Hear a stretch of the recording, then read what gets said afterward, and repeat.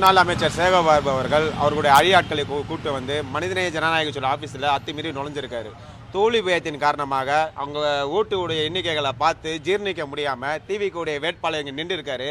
ஒரு லோக்கல் லவுடியை விட கேவலமாக ஒரு கட்சியினுடைய ஆஃபீஸ்ன்னு பார்க்காம மனிதநேய ஜனநாயக கட்சி ஆஃபீஸில் உள்ள புகுந்து வேட்பாளரை தாக்கப்பட்டிருக்காரு. இதை பார்த்துருக்கக்கூடிய இந்த பப்ளிக்கு பள்ளிவாசல் இங்கே நடந்துருக்கு. தொழுகை முடிஞ்சு மக்கள்லாம் வெளியே வராங்க.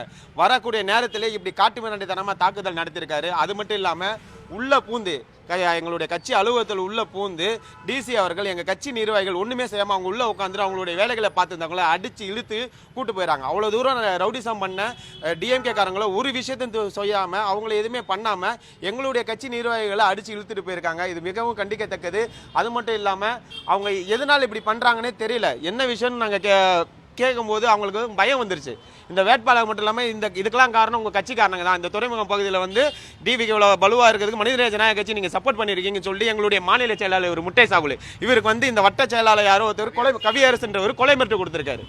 நாளைக்கு உன்னை வீட்டு பூந்து உன்னை தூக்குறேன், இதுக்கெல்லாம் காரணம் நீதா அப்படின்ற மாதிரி கொலை மிரட்டு. இது ஜனநாயக நாடா? இஸ்லாமியர்களுக்கு பாதுகாப்பு சொல்லக்கூடிய திமுக அரசு இஸ்லாமியர்கள் கட்சி உள்ள பூந்து அடாரிதனம் பண்ணிட்டு இருக்காங்க. இதுதான் இவங்க இஸ்லாமியர்களுக்கு கொடுக்க பாதுகாப்பா? முதல்ல அவங்க கிட்ட இருந்தா எங்களுக்கு பாதுகாப்பு வேணும். அதனால தயவு செஞ்சு எங்களுடைய கட்சி நிர்வாகிகளுக்கு பாதுகாப்பு கொடுங்க.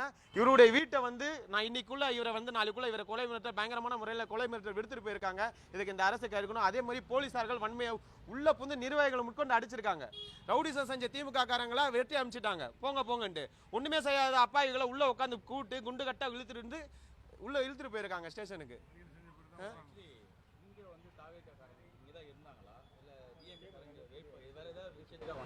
இல்ல தாவேக் ஆஃபீஸ் வந்து கரண்டை கட் பண்ணனால அவங்க வந்து இங்கே பணிமனை இருக்கனால வேட்பாளர் அவர்கள் இங்கே நின்றுருக்காரு. திடீர்னு ஒரு 15-20 பைக்கில் ஒரு சல்லுன்னு ஒரு குரூப் இப்படி போச்சு. போன உடனே சேகர்பாபு அவர்கள் சல்லுன்னு வந்துட்டார். வந்து இறங்கி அவர் பாட்டுக்கு தேவையில்லாமல் அசிங்கமான வார்த்தைகளை மிகவும் கொச்சையாக பேசுகிறாப்புல. ஒரு அமைச்சருக்குன்ற தகுதி இல்லாமல் அவருக்கு அவரால் என்னென்ன பேச முடியும் அந்த மாதிரி அசிங்கமான வார்த்தைகளை பேசி வேட்பாளரை தள்ளி விட்டு தாக்குதல் நடத்திருக்காரு. நடத்துறது இல்லாமல் கட்சி ஆஃபீஸ் உள்ள பூந்து அவர் ஏவி விட்டு அங்கிருந்து எங்களுடைய கட்சி நிர்வாகிங்க துணை ராணுவத்தை அழைத்து துணை ராணுவம் ஓடி வந்து தடுக்குது. இங்க இருக்கக்கூடிய காவலர்கள் பார்த்துக்கிட்டு வேடிக்கை பார்த்துக்கிட்டு இருக்காங்க. நாங்கள் தான் அவருக்கு அனுமதி கொடுத்தோம். 2 நாளும் இங்கே தான் பணி செய்கிறாங்க. அவர் பாட்டுக்கு டீ சாப்பிட்டுட்டு ஓரமாக நிற்கிறாரு. அவர் நிற்கிறத தகவல் தெரிஞ்சு சேகர்பாபு காரில் வந்து நேராக ஒரு வேட்பாளர்கிட்டே போய் நிப்பாட்டி அவங்க அடியாலெலாம் வந்த பிறகு காரை விட்டு இறங்கி அவர்கிட்ட நேரடியாக மோதுறாரு. ஒரு செல்ஃபோனை வச்சு அவர் வயிற்றில் வச்சு அமுகிறாரு, உனக்கு குத்திர வேண்டாம் அப்படின்னு. அப்புறம் அவருடைய வழக்கறிஞர் பிரிவு செயலாளர் அவர் பேர் விஜயகுமார் நினைக்கிறேன், அவரை வந்து கொலை மிரட்டல் விடுகிறாரு. நீ தாண்டா இதுக்குன்னா காரணம்னு சொல்லி அவர் என்ன சரின்னு சொல்லிட்டு சண்டை வேணான்னு சொல்லி எங்கள் ஆஃபீஸில் உள்ளே வராரு.